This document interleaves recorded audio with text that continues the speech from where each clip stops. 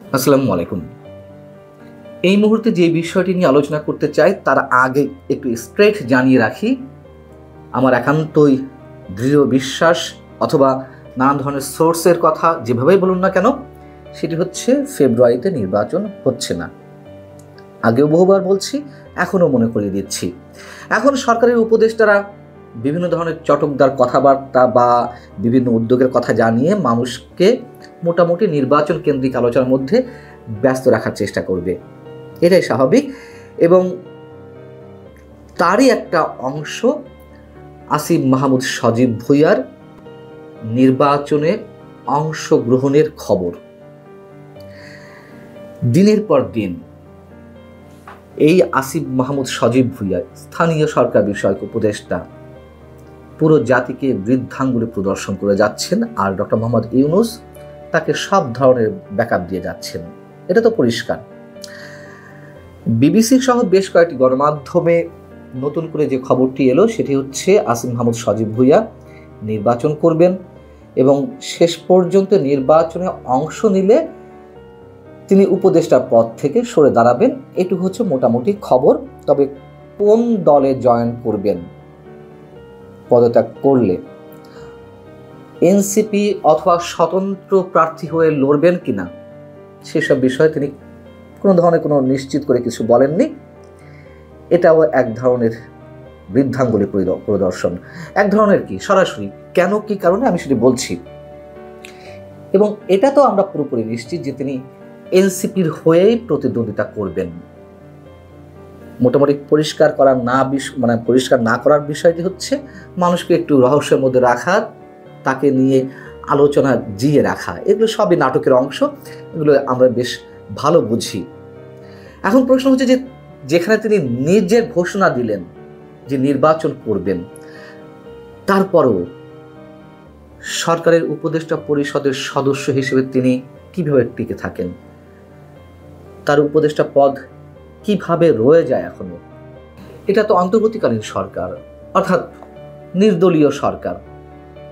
যদিও তার কোনো বিন্দুমাত্র লক্ষণ, তার কোনো বালাই এই সরকারের মধ্যে নেই তো বুঝলাম, কিন্তু প্রকাশ্যে এই ধরনের একের পর এক মন্তব্য, একের পর এক নানান ধরনের যে বিতর্কিত কর্মকাণ্ড, তারপরও আসিফ মাহমুদ সজীব ভুঁইয়ারা কিভাবে উপদেষ্টা পরিষদ থাকে, এই প্রশ্নটা আমি কোথাও করতে দেখলাম না, অন্তত যেসব গণমাধ্যমে তিনি তার নিজের বিষয়ে নির্বাচন প্রসঙ্গে কথা বলেছেন সেই সব জায়গায়।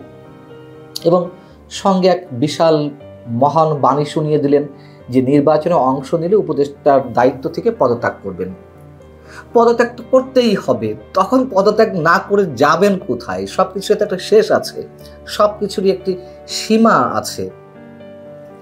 নির্বাচন বা রাজনীতি করার ইচ্ছা থাকলে সরকারের অন্য উপদেষ্টাদেরও পদত্যাগ করা উচিত। আহা, কি সুন্দর বাণী তিনি জ্ঞান দিচ্ছেন। পদত্যাগ যে করা উচিত নির্বাচন করতে গেলে, এটা তো সবাই জানে। এইটুকু তো আর মানুষের চোখের সামনে কারোর করার দুঃসাহস নেই যে আমি নির্বাচন করব আর উপদেষ্টা পরিষদ থাকবে, এটা সম্ভব? তিনি এবার উচিত অনুচিতের কথা শোনাচ্ছেন। এখানে এগুলো বলে ক্রেডিট নেওয়ার কি আছে? এর আগে আমরা দেখলাম যে এই আসিফ মাহমুদ সজীব ভুঁইয়া উপদেষ্টা পরিষদের সদস্য হওয়া সত্ত্বেও এনসিপির সম্মেলনকে কেন্দ্র করে তাদের যে দলীয় অফিস রাজধানীর রূপায়ণ টাওয়ারে, সেখানে গেলেন, সেটি নিয়ে অনেক হইচই হলো। মাঝে আবার এনসিপির শীর্ষ নেতাদের সঙ্গে বৈঠক করতে তিনি মাস্ক পরে রাতের অন্ধকারে কোন এক রেস্টুরেন্টে গেলেন। AK-47 ম্যাগাজিন সহ তিনি ধরা পড়লেন বিমানবন্দরে, বা তার কাছ থেকে AK-47 ম্যাগাজিন উদ্ধার করা হলো তার ব্যাগ থেকে। তার বাবার নামে ঠিকাদারি লাইসেন্স করার খবর বের হয়ে এলো। তার APS এর বিরুদ্ধে 300 কোটি টাকা দুর্নীতির অভিযোগ উঠল। কিছু করা হয়েছে এসবের বিরুদ্ধে? কিছুই তো না। এক মহান রহস্যজনক শক্তি নিয়ে তিনি উপদেষ্টা পরিষদে টিকে আছেন। ঢাকা দক্ষিণ সিটি কর্পোরেশনে বিএনপি নেতা ইশরাক হোসেনের মেয়র পদে বসা না বসাকে কেন্দ্র করে তার যে ভূমিকা, সেখানে আবার পুরো এনসিপির দলগতভাবে তাকে সমর্থন করা, কুমিল্লার মুরাদনগরে নানান ধরনের অপকর্মে তার বাবার সম্পৃক্ততার অভিযোগ, প্রকাশ্যে সশস্ত্র বিপ্লবের প্রস্তুতি তাদের ছিল যদি 5 আগস্ট শেখ হাসিনা সরকারের পতন না ঘটতো, এরকম মন্তব্য তিনি প্রকাশ্যে করলেন গণমাধ্যমের কাছে। এবং সেই সশস্ত্র বিপ্লবের প্রস্তুতি যেহেতু তাদের ছিল, সেই অস্ত্রগুলো কোত্থেকে এসেছিল, সেই অস্ত্রগুলো কোথায়, এসব প্রশ্নের মীমাংসা কিন্তু এখনো হয়নি। এমনকি প্রধান উপদেষ্টা হিসেবে ডক্টর মোহাম্মদ ইউনূসকে আমাদের সেনা প্রধান জেনারেল ওয়াকারুজ্জামান চান না, সে বিষয়টিও তিনি মন্তব্য করে বসলেন। এবং এই ধরনের মন্তব্যের মধ্য দিয়ে সেনাবাহিনীর সঙ্গে সরকারের একটা দূরত্ব সৃষ্টির চেষ্টা করলেন।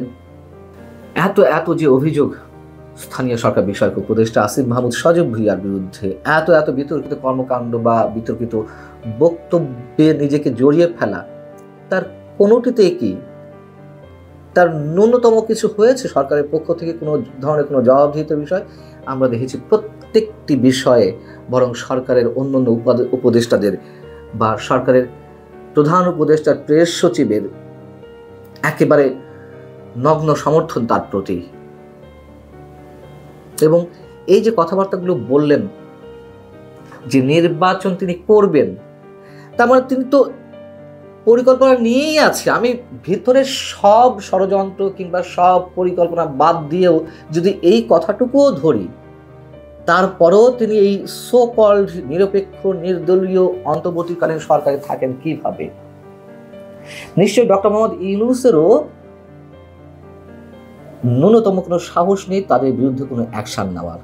নাহিদ ইসলাম পদত্যাগ করেছেন, যেহেতু প্রকাশ্যে তিনি একটি দলের প্রধান হচ্ছেন, দলের প্রধান হিসেবে এই সরকারে কীভাবে থাকবেন, অতএব তাকে পদত্যাগ করতে হয়েছে।